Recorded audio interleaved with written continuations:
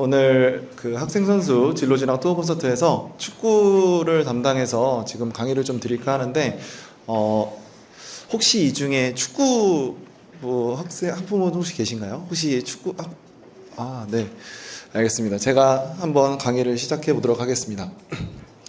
앞의 내용은 앞에서 이미 다른 선생님들께서 설명을 다 해주셨기 때문에 앞의 부분은 빨리빨리 넘어가도록 하겠습니다. 보통 아이들에게 축구를 시킨 이유가 보통 이랬을 것 같아요. 어렸을 때 축구를 좋아해서 그 다음에 공부보단 축구에 재능이 뛰어나서, 아니면 손흥민 같은 축구 선수가 되면 더 잘 살 수 있을 것 같아서 이렇게 이제 축구를 다 시키신 거 보통 이렇게 시키시는데, 가장 중요한 게 이 축구 선수로서의 성공한 삶이 아니라 그 성공하지 못했을 때, 그리고 아니면 은퇴 이후에 그런 삶에 대해서 한 번쯤은 고민을 해보셨으면 좋겠다는 생각이 좀 들었습니다. 일단 이거 한번 보실게요. 자, K리그, 1부 리그, 2부 리그에서 고등학교 졸업하고 바로 이제 프로로 가게 되는 학생 수가 적혀져 있는데요. 작년에는 59명이 갔습니다. 보통 1년에 70명 정도가 바로 고등학교 졸업과 동시에 이제 프로로 가게 되는데, 저희 고3 이제 축구부 수험생이 1,500명이에요. 1,500명 중에서 한 60명 정도, 이 정도 되면 비율을 따지면 약 한 4%밖에 되지 않습니다. 굉장히 적은 비율이죠. 마찬가지입니다. 대학교 졸업 후에 프로에 바로 가는 친구들도 작년에 52명이었습니다. 52명이었는데 이 비율도 고등학교보다는 낮지만 그래도 굉장히 어려운 적은 확률이라고 말씀드릴 수 있을 것 같습니다. 이거 보시면 저희 1부 리그, 2부 리그, K리그에서 총 12개 팀, 그 다음에 1부 리그는 12개 팀, 2부 리그는 11개 팀이 있는데, 전체 보시면 선수가 한 465명, 461명 정도가 됩니다. 기존에 있던 선수들을 제치고 들어가야 되는 상황이기 때문에 실질적으로 굉장히 어렵다는 거 아마 다 알고 계실 겁니다.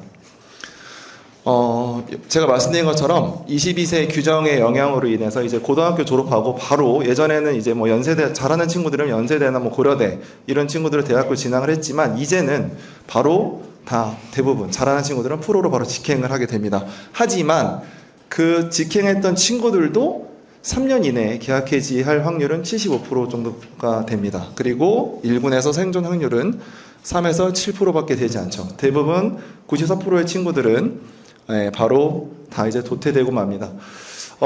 제가 만약에 축구부 학생이거나 아니면 학부형이라고 만약에 생각을 하면, 꿈꿔왔던 프로의 제안을 제가 고등학교 때 받았을 때 무조건 갈 것 같아요.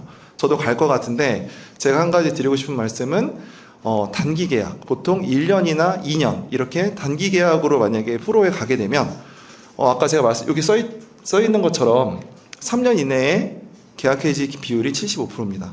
근데 단기 계약으로 가게 되면 그 학생들은 나중에 1, 2년 뒤에 프로에서 재계약을 하지 않겠다 통보를 받게 되면 그 친구들은 바로 고졸이 되게 됩니다. 고졸. 이제 그렇기 때문에 장기 계약 5년 이상 제안을 받거나 이제 그런 게 아니면, 저는 일단 대학교에 가서 실력을 더 키운 후에 대학에서도 충분히 프로에 갈 수도 있고, 그 다음에 대학교 졸업장이 굉장히 중요하다는 거 제가 좀 이따가 다시 한번 말씀을 드리도록 하겠습니다. 빨리빨리 넘어갈 건데요. 일단 제가 아까 말씀드린 겁니다. 대학 입학은 고려하지 않고 프로팀 입단하는 것이 과연 최고의 선택일까? 저는 아까 아니라고 제 의견을 말씀드렸고요. 그 다음에 마찬가지로 연관된 내용입니다. 축구 선수로서의 삶만 생각하고 운동에만 전념하면 될까? 학생들이 축구 선수 이후의 삶을 생각해야 되기 때문에 무조건 운동만 해서는 안 되고, 아까 다른 선생님들 말씀하신 것처럼 같이 공부와 병행하는 이제 그런 삶을 살아야 될 것 같습니다. 자, 이거는 그냥 보여드린 내용인데요. 그냥 연도별로 운동선수들이 이렇게 10,000명 정도 매년 은퇴를 하고 있고, 실질적으로 30% 정도만 관련된 업종에서 종사를 하게 되고, 나머지는 그렇지 못한다는 통계 자료를 그냥 보여드리도록 하겠습니다. 자, 축구부 학생들이 공부를 병행해야 될까? 자, 여기에 대한 말씀을 드리겠는데요. 아까 제가 언급한 것처럼 어쨌든 축구 선수로서 나중에 은퇴를 하던, 아니면 축구 선수로서 중간에 이제 다른 직장으로 뭐 다른 이제 뭐라 그럴까요? 다른 이제 뭐 재사회가 분명히 학생들은 필요합니다. 그렇기 때문에 그거를 준비할 수 있는 학업을 병행하는 운동선수가 가장 바람직하다고 말씀을 드리고 싶습니다.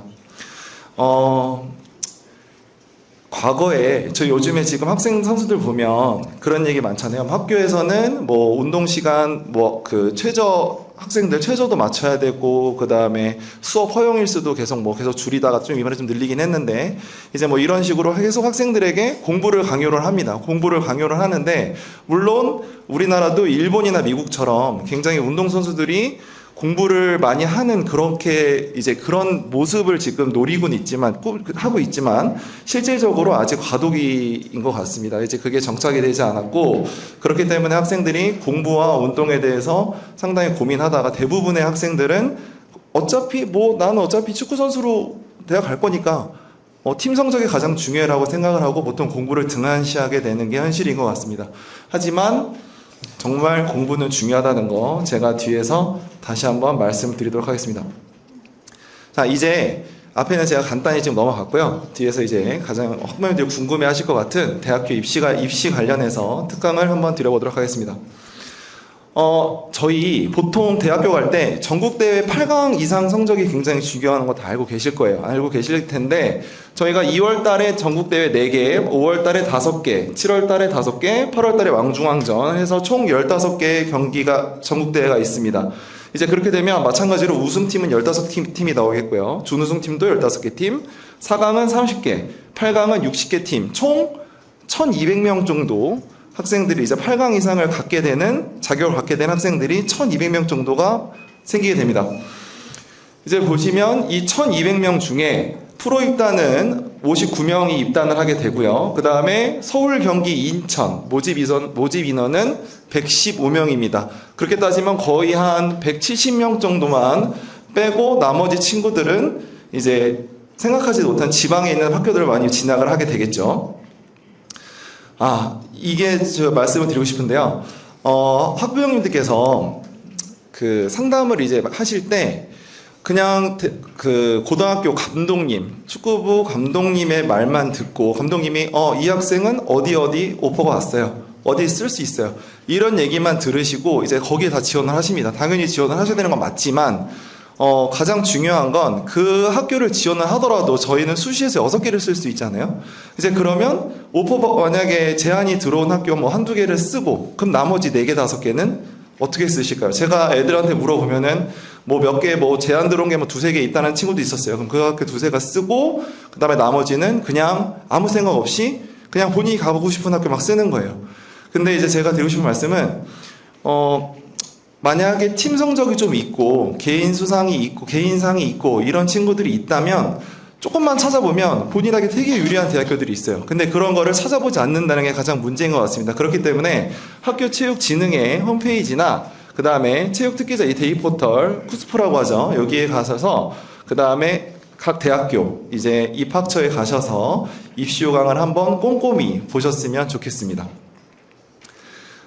진로 진학 이 상담 지도를 해야 되는 이유가 뭐냐면, 일단 제가 말씀드린 것처럼 학부형님들께서 이제 여기에 대한 정보가 많이 없으세요. 정보가 많이 없으시고, 그 다음에 이 전통적인 특기자 전형의 이제 폐해에 대한 인식 때문에 더 그런 것 같습니다. 그러니까 아까 제가 말씀드린 것처럼 어차피 축구부 뭐 감독님들이랑 다 얘기가 돼갖고 가는 거 아니야? 그렇기 때문에 이제 신경을 안 쓰시는 거예요.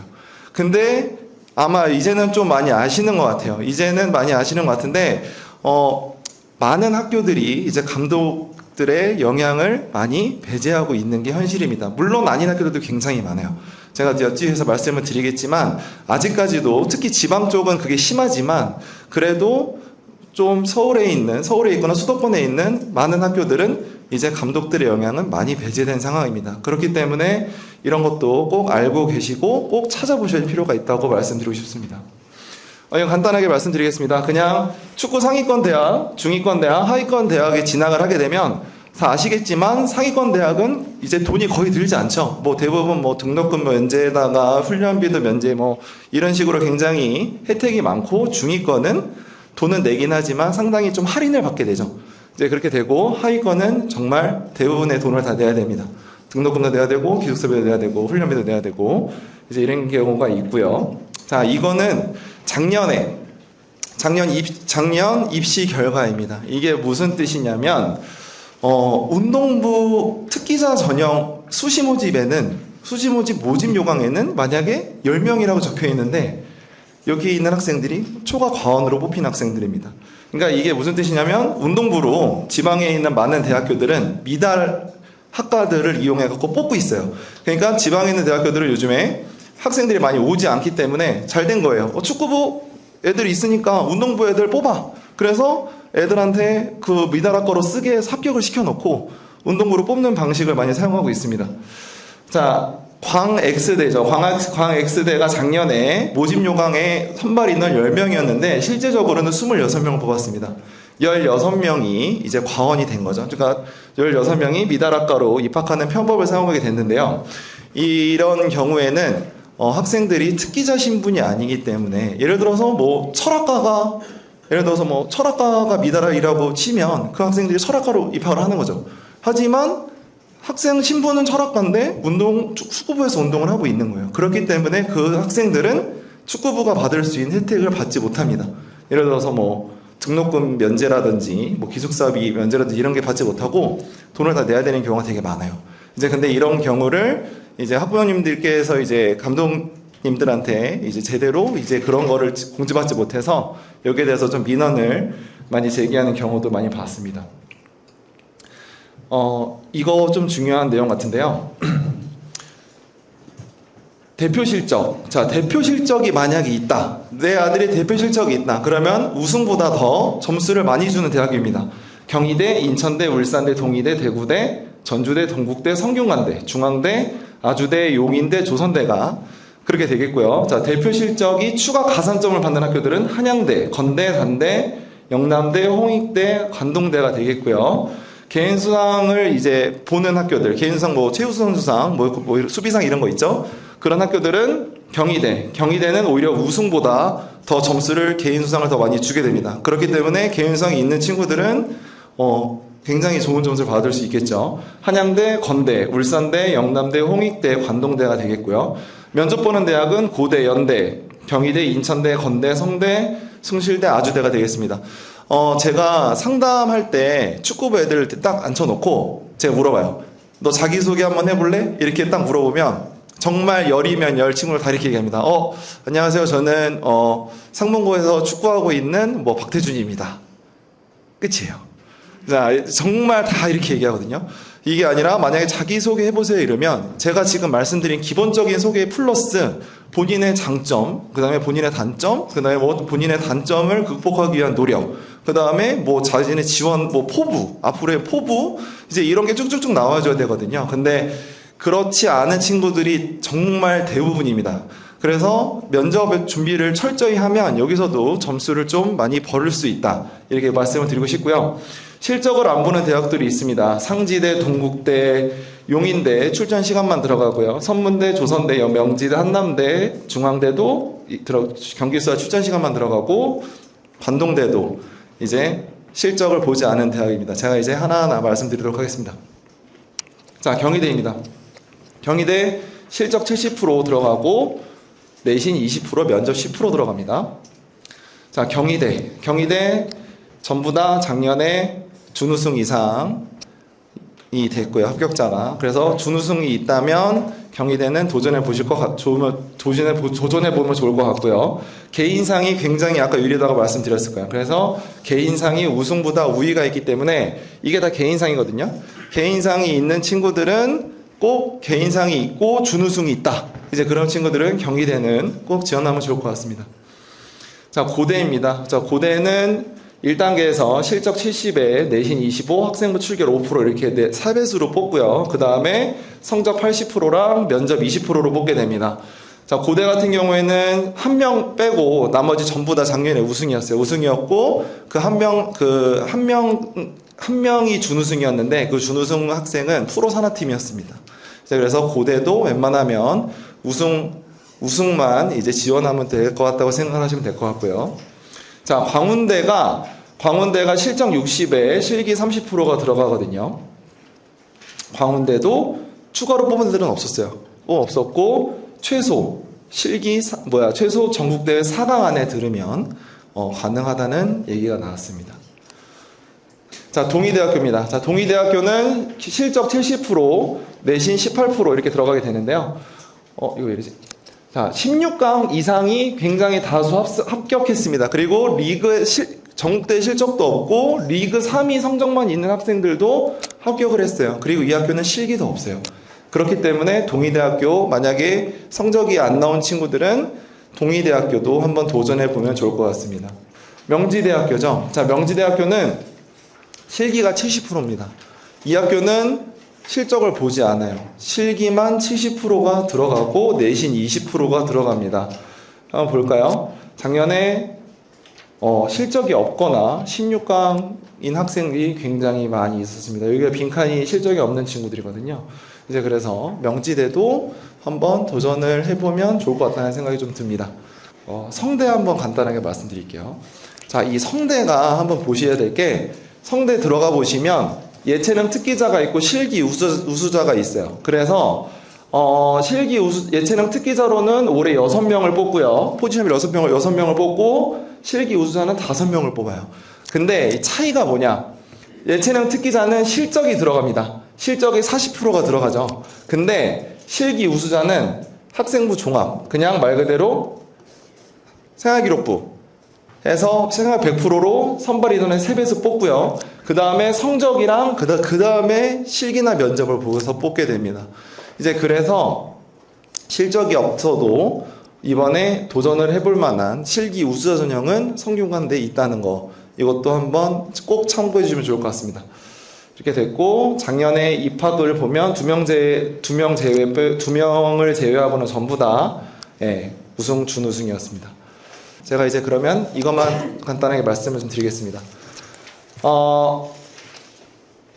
제가 말씀드리고 싶은 건 이거예요. 분명히 아까 말씀드린 것처럼 6개 수시 모집 그 기회 중에 감독님에게 제안을 받은 그런 몇 개 대학을 빼고 다른 학교는 그냥 쓰지 마시고요. 그러나 한 3개에서 4개 정도는 꼭 찾아보셔서 이런 식으로 내 아들에게 유리한 전형이 뭐가 있는지 하셔서 도전을 해보시면 좋을 것 같습니다. 그 다음에 실질적으로는 팀 성적 차이가 애들이 별로 없어요. 그렇기 때문에 정말 내신이 또 정말 중요하게 작용을 하게 되거든요. 자, 이거 한번 보여드릴게요. 이것만 이제 마지막입니다. 이게 몇 년 전에 서울의 모 고등학교 축구부 입학 결과입니다. 굉장히 많이 갔죠. 연세대학교를 벌써 한 학교에서 한 해에 하나, 둘, 셋, 3명을 갔어요. 3명을 갔는데 한 가지 제가 말씀을 드리고 싶은 게, 자, 이 학생 연세대 수비수 합격했죠. 수비상 개인상이 있었어요. 내신은 6.1이었어요.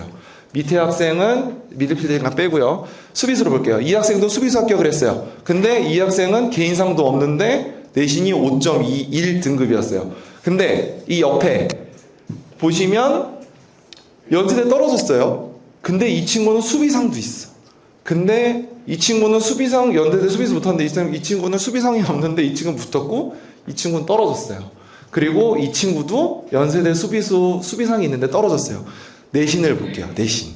자, 이 학생은 6.3이었고 이 친구는 6.6이었습니다. 근데 이 친구는 5.2, 이 친구는 6.1이었어요. 자, 내신이 6.1을 넘어가면 다 떨어지게 됐어요. 이제 그렇기 때문에 이 내신이 아예 그 변별력이 없는 게 아니라는 거 제가 말씀을 드리고 싶었고요.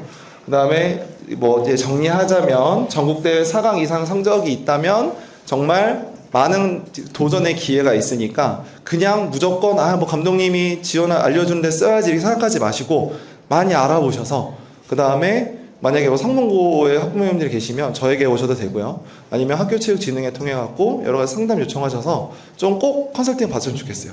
그렇게 해주시면 좋겠고, 개인 수상은 합격의 카드다. 그 다음에 학생부는 아까 제가 보여드린 것처럼 결정적인 순간에 굉장히 중요한 또 합격의 카드가 되니까 내신도 전혀 버리면 안 된다는 거. 그 다음에 면접도 내신이랑 마찬가지로 정말 결정적인 또 합격의 카드가 되기도 합니다.